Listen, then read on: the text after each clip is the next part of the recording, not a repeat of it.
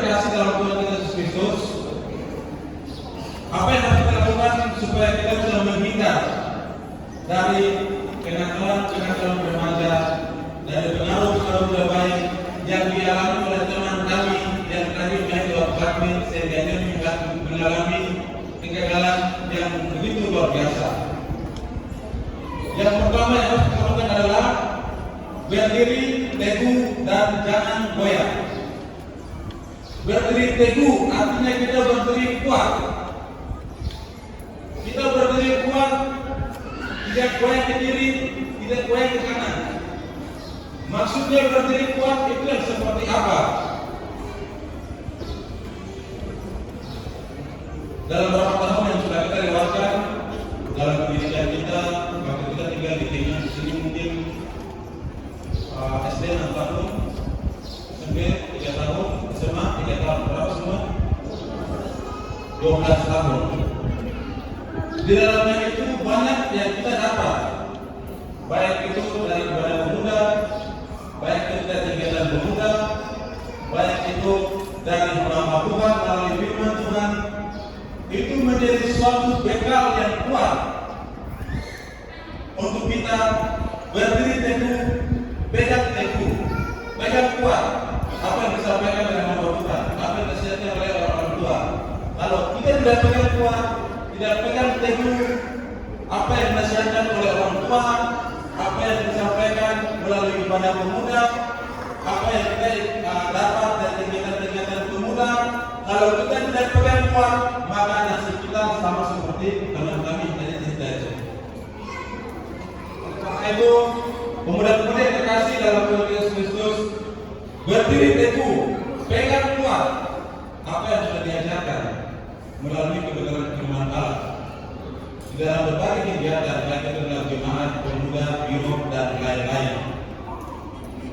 Jikalau pemuda-pemudi berdiri pegang kuat apa yang diajarkan tentang kebenaran oleh hamba Tuhan, baik itu dalam kegiatan pemuda, baik itu dalam kegiatan biro, kegiatan apa saja. Jikalau pemuda pegang kuat, tidak goyah ke kiri, tidak goyah ke kanan, saya percaya pemuda-pemudi di masa depan luar biasa. Amin. Amin.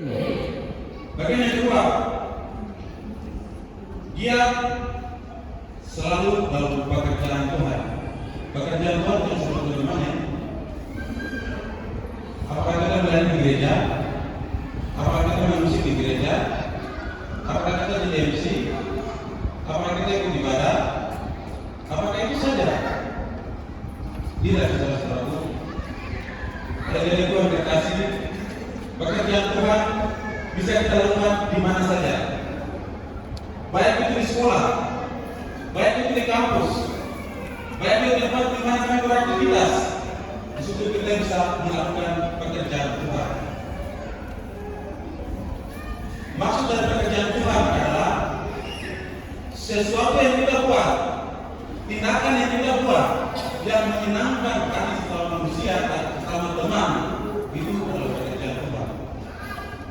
Tetapi kalau sifat kita, tingkah laku kita membuat sesama kita menjadi tidak senang kepada kita, itu bukan pekerjaan Tuhan. Oleh sebab itu, hadirin ibu sekalian, marilah kita giat dan rajin dalam pekerjaan Tuhan. Bukan hanya di gereja, bukan hanya di tempat-tempat persekutuan, tetapi tempat kita beraktivitas baik di kampus, di sekolah, kita melakukan pekerjaan Tuhan dengan melakukan yang terbaik kepada orang lain, sama manusia kita. Maka saya percaya bahwa kehidupan adik-adik, masa depan adik-adik tidak akan sia-sia. Kemudian yang ketiga, untuk melakukan pekerjaan Tuhan, jangan melakukan pekerjaan Tuhan itu kalau ada tujuan atau maksudnya. Contohnya begini, saya kerja supaya saya dapat ini. Tidak ya, bukan begitu. Tapi saya kerja karena saya bisa. Saya lakukan karena saya mampu. Itu yang harus saya pikirkan adik-adik. Tidak boleh dipikirkan adik-adik, saya kerja karena saya tidak dapat ini. Saya lakukan ini karena saya dapat upahnya ini. saya lakukan sesuatu karena saya dapat upah. Ini tidak, tapi saya kerja karena saya bisa. Tuhan kasih manfaat kepada saya untuk melakukannya. Untuk urusan ibadah dan lain-lain itu urusan Tuhan. Oleh sebabnya firman Tuhan yang terdapat dalam 1 Korintus 15 ayat 58 saya mengatakan yang bagian yang terakhir itu saya mengatakan bahwa dan biarkan selalu dalam pekerjaan Tuhan sebab aku tahu bahwa dalam persekutuan dengan Tuhan jadi payah tidak sia-sia. Firman Tuhan sudah jelas bahwa jerih payah tidak akan sia-sia, masa depan tidak akan sia-sia. Jika Allah ingin mengatakan sesuatu itu membuat yang lebih baik kepada sesama, membuat yang terbaik buat Tuhan, maka Tuhan juga akan buat yang terbaik untuk masa depanmu yang lebih cerah. Dan yang ketiga, saya memberi kesimpulan di dalam Amsal 23 ayat 18. Karena masa depanmu sungguh ada dan harapanmu tidak akan hilang. Maka apa yang harus dilakukan? Pertama, berdiri teguh, pegang kuat apa yang diajarkan oleh firman Allah melalui gereja, pemuda, biro dan lain-lain.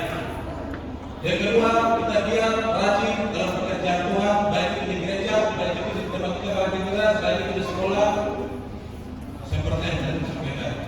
Yang ketiga, jikalau kalian melakukan pekerjaan, jangan lakukan karena ada hadiahnya, jangan lakukan karena ada bayarannya, tetapi kalian melakukan pekerjaan itu karena kalian bisa, kalian mampu untuk melakukannya tanpa meminta imbalan, tetapi imbalannya akan disediakan oleh Tuhan. Maka di dalam tema yang kita taruh mengatakan bahwa setia dalam pekerjaan Tuhan, maka masa depanmu tidaklah sia-sia. Mari kita bersatu dalam doa. Terpujilah nama Tuhan, kami bersyukur atas firman-Mu pada kesempatan siang hari ini. Karena nama Tuhan Yesus sudah diberi menjadi berkat, menjadi satu bekal buat yang kedua dan tentunya seperti melanjutkan seninya. Terima kasih Yesus, haleluya, amin. Terima kasih dan berkat Tuhan.